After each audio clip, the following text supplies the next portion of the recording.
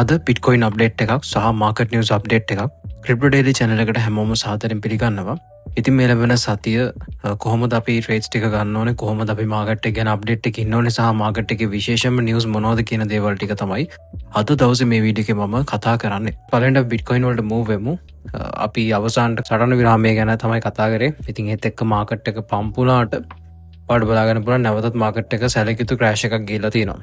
මේක වෙලා ඉරාන් සහ ඇමරිකා ඒ කියපු ඩීල් එකේ හරියටම එන්ටර් වෙලා හිටින්නේ නැහැ කියන එක. සම්පූර්ණයෙන්ම ඩීල් එක බ්‍රේක් වෙලා නෙගටිව්ම සයිඩ් එකට ගියොත් එහෙනම් මාකට් එක කොහොමදත් සෑහෙන ලොකු ඩම්පයක් ගන්න තිබ්බ. හැබැයි මේ වෙනකොට අපිට හම්බෙච්ච අප්ඩේට්ස් වල අපි දන්නවා කතා කරගත්ත ඩීල්ස් වලින් සමහර දේවල් ඇග්‍රීමන්ට්ස් වලට අවිල්ලා තියෙනවා. ප්‍රධානම දේවල් කිහිපයක් non ඇග්‍රීමන්ට්ස් වලට එහෙම නැත්නම් ඇග්‍රීමන්ට්ස් නැති තැනකට අවිල්ලා තියෙනවා. ඒ ගැන වල මේ වෙනකොට අප්ඩේට් ඇති. ඉතින් අද දවසේ අපි බලමු දැන් මාකට් එක ෆන්ඩමෙන්ටලි විදිහට නිවුස් වලට මූව් වුණාට අපේ ටෙක්නිකල් ලයින්ස් වලට තාම රෙස්පෙක්ට් කරනවා. ඉතින් අපි දැක්කම මේක රෙඩ් ලයින් එක උඩ ස්ටේබල් වෙලා නැවතත් ෆේක් අවුට් වෙලා පහළට වැටලා තියෙනවා. හැබැයි තාම channel එක හෝල්ඩ් කරලා තියෙනවා. ඉතින් අර මම මුලින් සහ කලින් වීඩියෝස් වල කතා කරපු විදිහටම අර බේසික්ස් වැඩ කරන්නේ නැහැ. ඒ කියන්නේ හුඟක් වෙලාවට මේ මාකට්ස් විශේෂයෙන්ම බිට්කොයින්ස් වගේ හැමෝම මොනිටර් කරන මාකට්ස් වල මේ වගේ බ්‍රේක්අවුට්ස් ගත්තොත් අනිවාර්යෙන් ඒවා ෆේක් අවුට්ස් වෙනවා. දැන් මෙතනත් පල්ලෙහාට බ්‍රේක් කරලා නැවතත් උඩට ගිහිල්ලා මෙතන උඩට බ්‍රේක් කරලා පල්ලෙහාට ගිහිල්ලා. ඉතින් ඔන්න ඔය concept එක තේරුම් ගත්තොත් බ්‍රේක් වෙන තැන් වලින් ඔයාලට reversal entries ගන්න පුළුවන් profits වලට. ඉතින් එහෙම තමයි අපි සාමාන්‍යයෙන් කරන්නේ. long term අපි දිශානතිය බලලා rates වලට ගන්නවා. ඉතින් දැන් උදාහරණයක් විදියට අපේ updates අනුව අපි අවසාන වශයෙන් bitcoin buy කරේ මෙන්න මේ range එකේ. හරි. එතකොට මේ රේන්ජ් එක ගත්තොත් තාම පොසිටිව් සයිඩ් එකේ තියෙන්නේ. අපි මේ රේන්ජ් එකෙන් බයි කරේ මේ රේන්ජ් එකටත් එයි කියන අරමුණත් ඔළුවේ තියාගෙන. ඉතින් තාම මේ තන අපි ඉන්නවා. දැන් බලමු දැන් ඩේලි ටයිම් ෆ්‍රේම් එකේ channel එක උඩ ස්ටේබල් වෙයිද නැත්නම් පහළට බ්‍රේක් වෙයිද? ওই දේවල් මත අපිට කෙටි කාලිනව හරි එන්ට්‍රීස් ගන්න පුළුවන්. ඒ වගේම අපිට long term hodling වලට රෙඩි වෙන්න පුළුවන්. ඉතින් bitcoin වල තීරණාත්මක තැනක තමයි නැවතත් තියෙන්නේ. ඒ දේ ගැනත් අපි මොනිටර් කරන් ඉන්න ඕනේ කියන තැන තමයි මම ඉන්නේ. හරි. ඉතින් අපි දැන් news updates වලට යමු. ඔයාලට මේ data වල source එක අවශ්‍ය නම් ඔයාලට investing.com එක use කරන්න පුළුවන්. තව ගොඩක් sites තියෙනවා. මම use කරන site එක තමයි කිව්වේ. මෙන්න මේ දේවල් ටික තමයි තියෙන්නේ. ඉතින් මේ වීඩියෝ එක බලනකොට හුඟක් වෙලාවට ඔයාලා මේ US economic report එක ආශ්‍රිත තමයි වීඩියෝ එක බලන්නේ. ඊට පස්සේ initial jobless claims එනවා. මේකත් important මේ මාසෙට අදාළව. ෆෙඩ් ගවර්නර් ස්පීච් එකක් කියනවා. ඊට අමතරව තව ඉවෙන්ට්ස් කිහිපයක් තියෙනවා. ඔයාලට ඒවා ටික මොනිටර් කරන්න පුළුවන්. මම පෝස්ට් එකක් දැක්ක මේ දේවල් ටික එකට දාලා තියෙන. ඒ නිසා මේ දේත් ඔයාලා මොනිටර් කරන් ඉන්න මේ වීක් එකේ මේ දේවල් ටික තමයි ඉම්පෝටන්ට්. ඔයාලට යන්න පුළුවන් සයිට් එක මම පෙන්නන්නම්. මේක තමයි investing.com කියන එක. investing.com එකේ විතර නිවුස් වගේ දේවල් ඔයාලට බලා ගන්න පුළුවන්. ඒ දේවල් ගැන ඔයාලටම පර්සනලි අප්ඩේට් වෙන්න පුළුවන්. මගේ වීඩියෝස් උත් නැතුව. ඉතින් සාමාන්‍යයෙන් මේ වගේ වීඩියෝස් ගැන ගොඩක් කට්ටිය සෝසස් ගේන්නේ නැහැ. ඒත් මම ඔයාලට සෝසස් ගේනවා. මේ දේවල් ඔයාලටම පර්සනලි බලා ගන්න පුළුවන් හැකියාවක් ගන්න. ඊට අමතරව මෙතන ඉකොනොමික් කැලෙන්ඩර් කියන එකට ගියාම ඔයාලට මේ වීක් එකට අදාළ දේවල් ටික බලා ගන්න පුළුවන්. මෙතන ටැබ්ස් වල this week කියන එකට යන්න. ඒ වගේම ටයිම් zone එක GMT + 5:30 විදියට ලංකාවේ ඉන්න කෙනෙක් නම් ඔයා ඒ ලංකාවේ ටයිම් එකට අදාළව පිටරට ඉන්න ලංකාව කෙනෙක් නම් ඒ අදාළ රටේ ටයිම් එකට හදාගන්න. එතකොට මෙතන ඒ අදාළ ටයිම් එක හරියටම එනවා. ඉතින් this week දාගත්තාම මම අර කියපු දේවල් ටික ඔයාලට ඒ විදිහටම බලා ගන්න පුළුවන් හැකියාවක් තියෙනවා. ඊට පස්සේ අපි දැන් news updates ටික බලමු. මේක ෂොට් මේ දවස්වල ප්‍රධානම දේ the US Central Command says it blocked all ships entering or exiting Iranian ports starting April 13. ඉතින් මේක ඇවිල්ලා නෙගටිව් නිවුස් එකක් මම දකින විදිහට. මේක ගැටුමක් උග්‍ර වෙන්න පුළුවන් තැනකට යන නිවුස් එකක්. ඒ නිසා මේ වගේ දෙයක් සිද්ධ වෙනවා කියලා ඊ දවසේ announcements තියෙනවා. ඉතින් අද දවසේ වෙනකොට coin telegraph එකේ තේ දේ confirm කරලා තියෙනවා. ඒ වගේම bitcoin පැත්තට in general long term favorable වෙන දෙයක් මම ඉදිරිය කියන Russian President Putin says nobody can ban bitcoin. අපි වීඩියෝ එක බලමු. Новые технологии. И чего бы ни было, чего бы ни происходило с долларом, эти инструменты так или иначе будут развиваться, потому что все будут стремиться к тому, чтобы снижать издержки и повышать надежность. Bitcoin. Кто может запретить? ඉතින් මෙතන පැහැදිලිව කියන who can ban bitcoin? ඉතින් nobody. ඒක තමයි ප්‍රෙසිඩන්ට් කෙනෙක් මේක ඇවිල්ලා අලුත් දෙයක් නෙමෙයි. හැබැයි අර රෂියන් ප්‍රෙසිඩන්ට් මේ වගේ දෙයක් කියන එක ඉතින් චුට්ටක් ස්පෙෂල් දෙයක්. සාමාන්‍යයෙන් ටෙක්නොලොජි එක බිට්කොයින් ටෙක්නොලොජි එක ගැන අර ස්ට්‍රේට් ෆෝවර්ඩ් බුලිෂ් කෙනෙක් නෙමෙයි ව්ලාඩිමිර් පුටින් කියන්නේ. ඉතින් මේ විදිහට ස්ටේට්මන්ට් එකක් කරලා තියෙන මේකෙන් අදහස් වෙන්නේ Russia is coming to Bitcoin කියන idea එක. හරි. ඉතින් ඒක global super powers මේ විදිහට Bitcoins වලට move වෙනවා කියන්නේ obviously වෙන්න ඕන දෙයක්. ඉතින් ඒ දේ වෙනවා කියන්නේ ඒක favorable දෙයක්. ඒක තමයි point එක. ඉතින් මේ දේවල් ගැනත් අපි අවධානයෙන් ඉන්න ඕනේ කියන එක මතක් කරගන්න. දැන් මේ war crisis එක මැද market එකේ fear ගොඩක් වැඩි වෙලා තියෙන්නේ, trust එක ගොඩක් අඩු වෙන තැනකදී මේ වගේ statements එහෙම වෙනවා. ඉතින් මේ statements ගැන අපි අනිවාර්යෙන් අවධාරණය කරන්න ඕනේ. තවත් positive දෙයක්, Visa announces launch of crypto credit cards in over 100 countries. මේක ස්පෙෂල්, මේක ලොකු දෙයක්. මේක අපි විශ්වාස කරන්නේ සාමාන්‍යයෙන් adoption වලට, long term adoption වලට positive දෙයක්. දැන් මේ අපි පුළුවන් තරම් bullish factors collect කරගන්න ඕනේ. Bitcoins buy කරන්න. මේ දේවල් නිසා තමයි markets move වෙන්නේ. දැන් නිකන් හිතන්න Visa වගේ company එකකින් මේ වගේ statements කරනවා කියන්නේ කොච්චර සල්ලි ප්‍රමාණයක් Bitcoins වලට move වෙන්න පුළුවන්ද? එතකොට මේ වගේ සල්ලි ප්‍රමාණයක් Bitcoins වලට move වෙනවා නම් market එකේ capitalization එක වැඩි වෙනවා. market capitalization එක වැඩි වෙනවා නම් coin එකේ value එක stable තියන නම් මොකද වෙන්නේ? අනිවාර්යෙන් price එක වැඩි වෙන්න ඕනේ. ඔය වගේ idea එකක් අපිට long term fundamentally ගන්න පුළුවන්. මම හිතනවා ඔයාලට idea එක එන්නේ නැති කියලා. ඒත් එක්කම adoption ගැන crypto rover මේ විදිහට statement එකක් දාලා තියෙනවා. Iran demanded Bitcoin payments to release all shipments. Japan approved its cryptocurrency law. US House of Representatives approved the Clarity Act. Turkey suspended its cryptocurrency tax law. ඉතින් මේ විදිහට ප්‍රධාන රටවල් කිහිපයක්ම ආඩ බලා ගන්න පුළුවන් එක එක regions වල මේ දවස්වල යුද්ධ තියෙන රටවල්, Asian රටවල්. එතකම the US House of Representatives approved the Clarity Act. මෙතන පොඩි දෙයක් තියෙනවා. දැන් Clarity Act එක තාම අර fully approve කරලා ඒ වගේ level එකකට ගිහිල්ලා නැහැ. හැබැයි අර first stages ටික success කරලා තියෙනවා. ඒතකොට මේක අර reject වෙන්න තියෙන සම්භාවිතාවය ගොඩාක් drop වෙලා තියෙනවා. ඒක තමයි මෙතන අදහස් කරන්නේ. මයික් ගැන statements මම හිතන්නේ Twitter post එකක් තිබ්බා. මයික ක්ලිප් කරලා තිබුණා මම ඔයාලට පෙන්නන්න.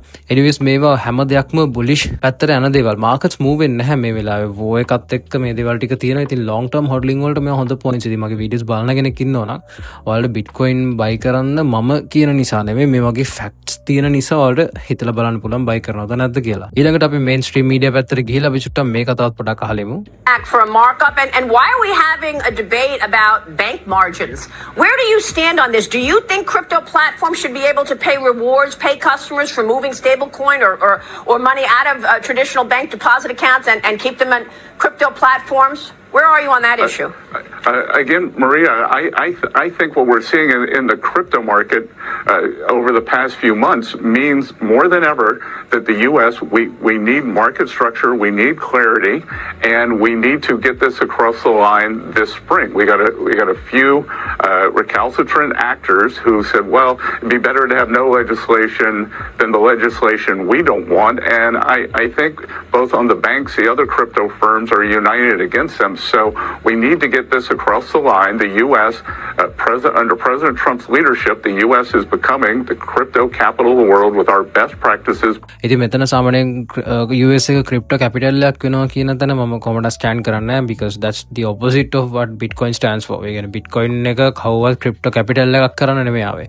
හැබැයි US මේ විදිහට move වෙනවා කියන එක ඒක positive ද negative ද කියන එක ගැන අපිට discussion එකක් ගන්න පුළුවන්. but මෙතන basic idea එක වෙලා බෑන්ක්ස් සාමාන්‍යයෙන් අර රෙගියුලේටරි පැත්තෙන් මේවා ගෙනාපුවම ඇඩොප්ෂන් වලට සෑහෙන හොඳයි. ඇඩොප්ෂන් කියන දේ අනිවාර්යෙන් අවශ්‍යයි. මොකද අපි දන්නවා ක්‍රිප්ටෝ ප්ලැට්ෆෝම්ස් වල මුලින්ම 100% ගාණක් තමයි සල්ලි තිබ්බේ. ඊට පස්සේ තමයි මේක 1% 2% ඔහොම ග්‍රෝ වෙවි යන්නේ. දැන් මේ විදිහට මේන් ස්ට්‍රීම් වලින් එහෙම නැත්නම් මේන් ප්ලැට්ෆෝම්ස් වලින් බෑන්ක්ස් වලින් මේ වගේ තැන් වලින් ක්‍රිප්ටෝ වලට ඇඩොප්ෂන් එකක් රෙගියුලේෂන්ස් ගේනවා නම් එතනින් කියවෙන එකම දේ තමයි ලොන්ග් ටර්ම් ලොකු රෙවොලූෂනරි චේන්ජස් වලට බිට්කොයින් ඉම්ප්ලිමන්ට් වෙනවා කියන එක. ඉතින් මේ ඔක්කොම bullish factors විදිහට අපිට ගන්න පුළුවන්.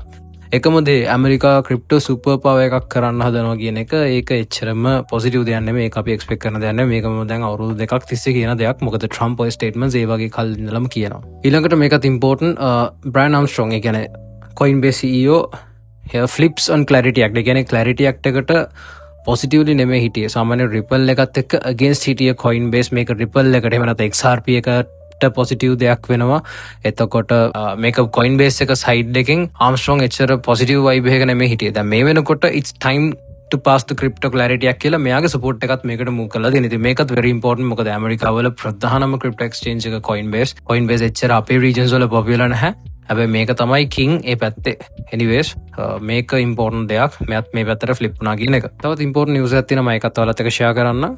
Hey, Morgan. Yeah, and chatting with sources familiar with the matter, I'm told it's still early days. And for now, the concept is limited to the firm's trading business. JP Morgan's trading business has, for a few months now, accepted IBID, the ETF, as a form of collateral, which it sees as less volatile as the underlying currency.